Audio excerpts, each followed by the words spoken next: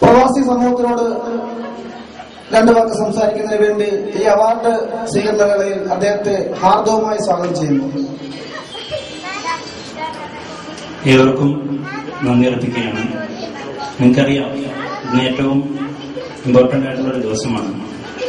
ഇന്നലെ ഉണ്ടായ gas tanker ദുരന്തത്തിന്റെ തുടർ വാർത്തകൾ ചെയ്തുകൊണ്ടിരിക്കുന്നു. പത്രപ്രവർത്തകരെ സംബന്ധിച്ചിടത്തോളം ഏറ്റവും പീക്ക് അവറാണിത്. നാട്ടിലേക്ക് ന്യൂസ് എത്തിക്കണം, അതുപോലെ തന്നെ കൂടുതൽ ന്യൂസുകൾ എത്തിക്കൊണ്ടിരിക്കുന്ന സമയമാണ്. അപ്പോൾ നിങ്ങളോടൊപ്പം ഈ സദസ്സിൽ കഴിയുന്നവരെ തുടരണമെന്നായിരുന്നു ആഗ്രഹം. പക്ഷേ നാളെ നിങ്ങൾ പത്രം വായിക്കുമ്പോൾ അതിൽ വാർത്തയില്ലെങ്കിൽ ഇന്നത്തെ നിങ്ങളുടെ സന്തോഷമൊക്കെ മാറും. അതുകൊണ്ട് ഞാൻ പിരിയുകയാണ്. ഏവർക്കും നന്ദി.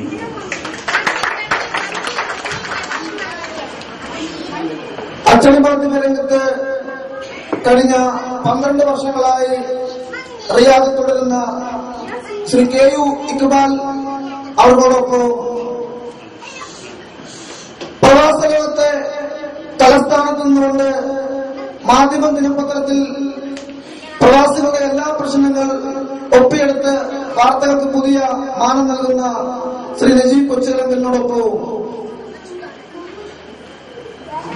ദൃശ്യമാധ്യമ രംഗത്ത് ആദ്യമായി റിയാദിൽ തന്റെ ക്യാമറ ചലിപ്പിച്ച് സൗദി അറേബ്യയിൽ ആകമാനം പ്രവാസികളുടെ വേദനകളും സന്തോഷവും എല്ലാം നമ്മുടെ മലയാളി സമൂഹത്തെ അറിയിച്ച ശ്രീ ജീവൻ ടിവിയുടെ ശ്രീ ബഷീർ പാങ്ങോടിനൊപ്പം ഒരു പുതിയ പത്രപ്രവർത്തകനായ റാഷിദ് കാസമിയെ റിയാദിൽ പുരസ്കരിച്ചതിൽ ഞങ്ങൾ വളരെ സന്തുഷ്ടരാണ്. അടുത്തതായി ഇവിടെ 2 വാക്ക് സംസാരിക്കുന്നതിന് വേണ്ടി റിയാദിലെ സൗദി അറേബ്യയിലെ GCCയിലെ തന്നെ പ്രവാസികൾക്ക് ദൃശ്യമാധ്യമ രംഗത്ത് സുപരിചിതനായ ജീവൻ ടിവിയുടെ Riyadh bureau chief Shri Basheer പാങ്ങോടിനെ വേദിയിലേക്ക് ക്ഷണിച്ചുകൊള്ളുന്നു. I welcome Mr. Bashir Pangod to the stage. Overseas air ട്രാവൽസിന്റെ ഈ സംഗമത്തിൽ പങ്കെടുക്കാൻ കഴിഞ്ഞതിൽ സന്തോഷം. ഈ പരിപാടിക്ക് എല്ലാവിധ ആശംസകളും. Thanks Mr. Bashir Pangod, GNT. അടുത്തതായി റിയാദിലെ സൗദി അറേബ്യയിൽ തന്നെ അറിയപ്പെടുന്ന മറ്റൊരു സാമൂഹ്യ പ്രവർത്തകൻ ശ്രീ മാള മൊഹീദ്ദീൻ സാഹിബിനെ 2 വാക്ക് സംസാരിക്കാൻ വേണ്ടി ഹാർദവുമായി ക്ഷണിച്ചോളൂ.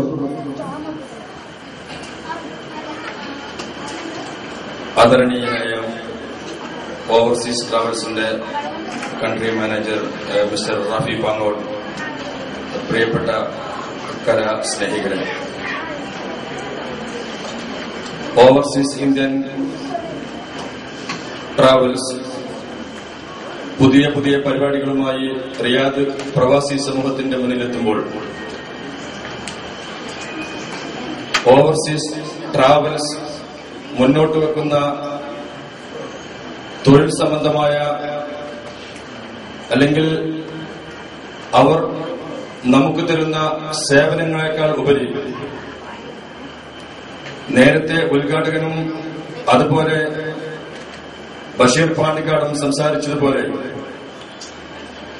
സാധാരണക്കാരായ യാതനകളും വേദനകളും അനുഭവിക്കുന്ന പ്രവാസികളുടെ പ്രശ്നങ്ങളിൽ ഈ സ്ഥാപനത്തിന്റെ മാനേജരും അതിന്റെ ഓണറും വളരെയധികം കൃത്യനിഷ്ഠതയോടുകൂടി ഇടപെടുന്നുണ്ട് എന്ന കാര്യം നാം എല്ലാവരും വളരെ സന്തോഷപൂർവ്വം സ്മരിക്കേണ്ടതാണ്. ഈ അടുത്ത് ഞാനും റാഫിയും ഒരാവശ്യത്തിന് വേണ്ടി ബത്ത പോലീസ് സ്റ്റേഷനിൽ ചെന്നപ്പോൾ 3 മാസങ്ങൾക്ക് മുമ്പ് തൊഴിലില്ലാത്ത ഒരു ചെറുപ്പക്കാരൻ, അദ്ദേഹം സിഗ്നലിന്റെ അടുത്ത് വെള്ളം വിൽക്കുകയായിരുന്നു. വെള്ളം വിൽക്കുന്ന സമയത്ത് നിയമവിരുദ്ധമായി ജോലി ചെയ്തു, കഫീലിന്റെ അടുത്ത് ജോലി ചെയ്യുന്നില്ല എന്ന് പറഞ്ഞ് പോലീസ് അദ്ദേഹത്തെ ലോക്കപ്പിലിടുകയും ആഴ്ചകളോളം അദ്ദേഹം ബത്ത പോലീസ് സ്റ്റേഷനിൽ കഴിയുകയും അതിനുശേഷം കഫീലിനെ വിളിച്ചുകൊണ്ടുവരാൻ പറഞ്ഞ് അക്കാമയും മറ്റ് രേഖകളും വാങ്ങിവെച്ച് അദ്ദേഹത്തെ പുറത്തുവിടുകയും ചെയ്തു. തായിഫിൽ കിടക്കുന്ന കഫീൽ അദ്ദേഹത്തിന് വിമാനക്കൂലി കൊടുത്തുകൊണ്ട് ഒരു പ്രാവശ്യം അദ്ദേഹം ബത്ത പോലീസ് സ്റ്റേഷനിൽ വന്നു. പക്ഷെ അദ്ദേഹത്തിന്റെ രേഖകൾ സൂക്ഷിച്ചു വെച്ച ആ ക്യാപ്റ്റൻ ആ സമയത്ത് അവിടെ ഉണ്ടായിരുന്നില്ല. കഫീൽ ക്ഷുഭിതനായി തിരിച്ചുപോയി. അദ്ദേഹം പറഞ്ഞു, ഇനി നീ തർഹീൽ വഴി നാട്ടിലേക്ക് കയറിപ്പോയിക്കോ എന്ന് പറഞ്ഞു. അതിനുശേഷം ഞങ്ങൾ ഒരു ആവശ്യത്തിന് വേണ്ടി സ്റ്റേഷനിൽ ചെന്നപ്പോൾ വളരെയധികം വിഷമിച്ച് കരഞ്ഞുകൊണ്ട് നിൽക്കുന്ന ഇദ്ദേഹത്തെ കണ്ടു. ആ സമയത്ത് അദ്ദേഹത്തിന്റെ കുടുംബം മറ്റൊരു ആക്സിഡന്റിൽപ്പെട്ട് അദ്ദേഹം വളരെ ദുഃഖിതനായിരുന്നു. അങ്ങനെ റാഫിക്ക് അറിയാവുന്ന അവിടുത്തെ പോലീസ് ഉദ്യോഗസ്ഥൻ മിസ്റ്റർ അബ്ദുൽ അസീസിന്റെ ശ്രദ്ധയിൽ ഈ വിഷയം അറിയിക്കുകയും പിറ്റേ ദിവസം ഈ അക്കാമയും രേഖയും പിടിച്ചുവെച്ച ആ ഉദ്യോഗസ്ഥൻ വന്നപ്പോൾ ഇവരെ എനിക്കറിയുന്ന ആളാണ്, ഈ സാധനം തിരിച്ചു കൊടുത്ത് അദ്ദേഹത്തെ സഹായിക്കണമെന്ന് അഭ്യർത്ഥിക്കുകയും ആ അക്കാമയും ആ രേഖയും ആർക്ക് തിരിച്ചു കൊടുക്കുകയും ആ കേസ് പിൻവലിക്കുകയും ചെയ്തു. അത് റാഫിയുടെ പ്രത്യേക പരിശ്രമ ഫലമായിട്ടാണ് എന്ന് ഈ സദസ്സിന്റെ മുന്നിൽ വളരെയധികം സന്തോഷത്തോടുകൂടി നിങ്ങളെ അറിയിക്കാൻ ഞാൻ ആഗ്രഹിക്കുകയാണ്. അതുകൊണ്ട് ജീവകാരുണ്യ പ്രവർത്തന രംഗത്ത്, തൊഴിൽ രംഗത്ത് മാത്രമല്ല, ജീവകാരുണ്യ പ്രവർത്തന രംഗത്തും റാഫിയും അദ്ദേഹത്തിന്റെ സ്ഥാപനവും നമുക്ക് ഏറ്റവും വളരെ ഗുണകരമായ രീതിയിലാണ് പ്രവർത്തിക്കുന്നത്. സർവശക്തൻ അനുഗ്രഹിക്കട്ടെ എന്ന് ആശംസിച്ചുകൊണ്ട് നിർത്തുന്നു. നന്ദി, നമസ്കാരം. ഇടവണ്ണെ ഹാർദവുമായി വേദിയിലേക്ക് സ്വാഗതം ചെയ്യുന്നു. പ്രിയമുള്ളവരെ, നമ്മൾ ഈ ഒരു വേളയിൽ തികച്ചും എന്റർടൈൻമെന്റ് മോഡിലാണുള്ളത്. ഈദിന്റേതായിട്ടുള്ള ഒരു സന്തോഷാധികര നിമിഷം. അതുകൊണ്ട് തന്നെ ഒരു നീണ്ട പ്രസംഗത്തിന് ഒരിക്കലും പ്രസക്തിയില്ല. എങ്കിലും റാഫി പാങ്ങൂർ ട്രാവൽ സർവീസ് രംഗത്ത് മാത്രമല്ല, ജീവകാരുണ്യ രംഗത്ത്, സാംസ്കാരിക രംഗത്ത് തന്റേതായ പങ്കുവഹിച്ചുകൊണ്ട് ഫൊക്കാസയിലൂടെ എങ്ങനെയായിരിക്കണം ഒരു ജീവകാരുണ്യ പ്രവർത്തകൻ, ഒരു സാമൂഹ്യ പ്രവർത്തകൻ, എന്താണ് സമൂഹത്തിന് ചെയ്യേണ്ടതെന്ന് വ്യക്തമായ ധാരണയോടുകൂടി മുന്നോട്ട് പോകുമ്പോൾ ഇത്തരം ഒരു പരിപാടിയിൽ പങ്കെടുത്തുകൊണ്ട് രണ്ട് വാക്ക് ആശംസ പറയാതിരിക്കുന്നത് തെറ്റാണ് എന്ന ബോധമുള്ളതുകൊണ്ടാണ് ഇവിടെ എത്തിയത്. ശ്രീ റാഫി റിയാദിലെ 4 ലക്ഷം മലയാളികളുടെ പ്രശ്നങ്ങളിൽ സജീവമായി എക്കാലവും ഉണ്ടായിരിക്കുക. നിങ്ങളോടൊപ്പം റിയാദ് മീഡിയ ഫോറം ഉണ്ട്, റിയാദിലെ ജനങ്ങളുണ്ട്. നന്ദി, നമസ്കാരം. റിയാദിലെ സാഹിത്യ സാംസ്കാരിക മാധ്യമ രംഗത്തിന് വ്യക്തമായ ദിശാബോധം നൽകുന്ന ഇവിടെ 2 വാക്ക് സംസാരിച്ച ശ്രീ ഉബൈദ് റഹ്മാനിക്ക് ഓവർസീസ് പേരിന്റെ പേരിൽ ഒരിക്കൽ കൂടി നന്ദി രേഖപ്പെടുത്തിക്കൊണ്ട് അടുത്തതായി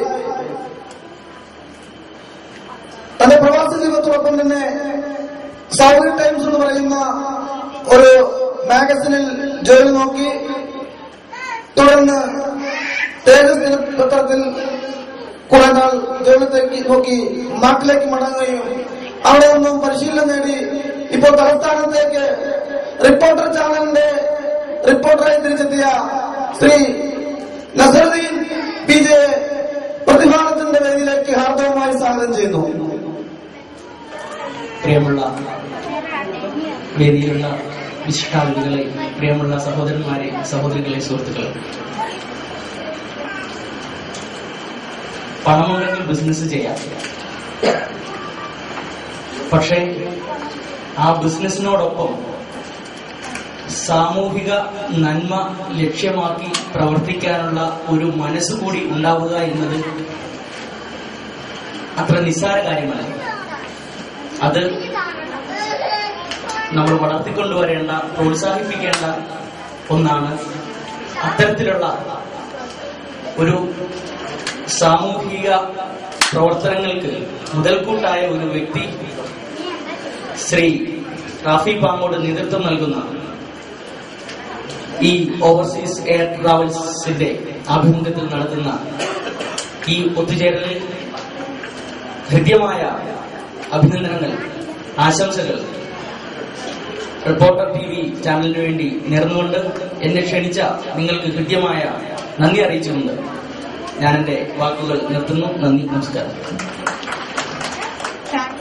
റിയാദിലെ സാഹിത്യ സാംസ്കാരിക കൂട്ടായ്മ രംഗങ്ങളിൽ ജില്ലാ കൂട്ടായ്മ എങ്ങനെ മാതൃകയെ പ്രവർത്തിക്കണമെന്നതിന് ഒരു പുതിയ തുടക്കമിട്ട നേരറിവ് മാഗസിന്റെ റിയാദ് സൗദി അറേബ്യ കോർഡിനേറ്റർ കൂടിയായ ശ്രീ സുധാകരൻ ചാവക്കാടിനെ അവസാനമായി വേദിയിലേക്ക് രണ്ട് വാക്ക് സംസാരിക്കാൻ വേണ്ടി ക്ഷണിക്കുന്നു.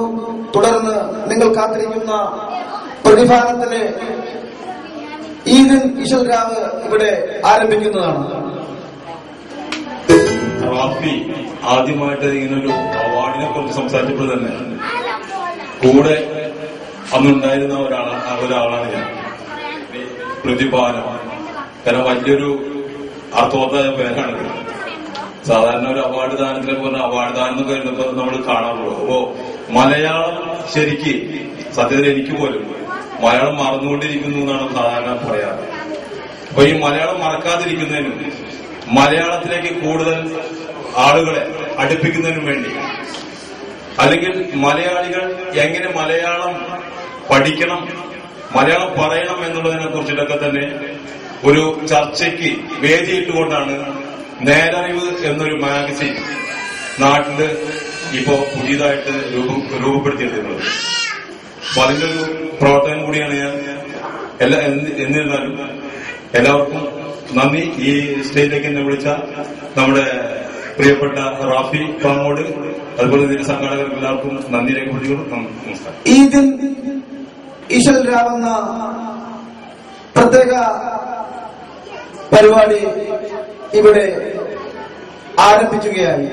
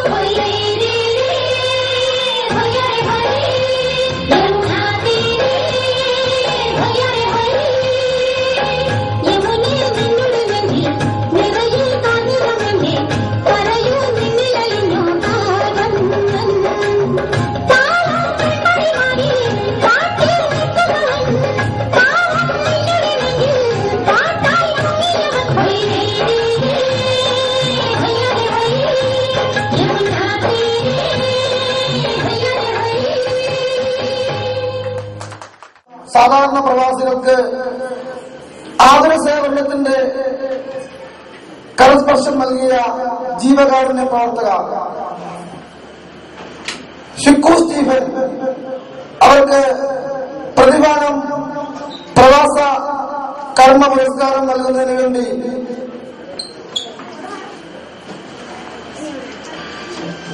റിയാദിലെ പ്രവാസി സമൂഹത്തിന് പരിചിതയായ അധ്യാപികയും റിയാദിലെ സാഹിത്യ സാംസ്കാരിക ജീവകാരുണ്യ പ്രവർത്തനങ്ങൾക്ക് നേതൃത്വം നൽകുന്ന ഷീബ ഫിലിപ്പിന് ഈ അവാർഡ് നൽകുന്നതിന് വേണ്ടി വേദിയിലേക്ക് ഹാർദവമായി സ്വാഗതം ചെയ്യുന്നു.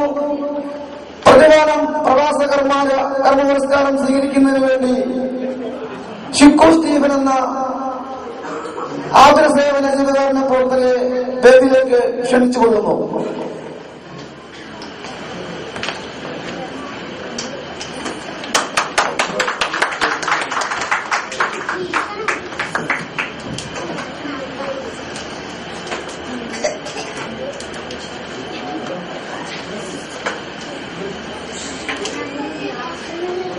ശ്രീമതി ഷീബ ഫിലിപ്പിൽ നിന്നും ഷിക്കു സ്റ്റീഫൻ പ്രതിഫലം കർമ്മ പുരസ്കാരം ഏറ്റുവാങ്ങുന്നു.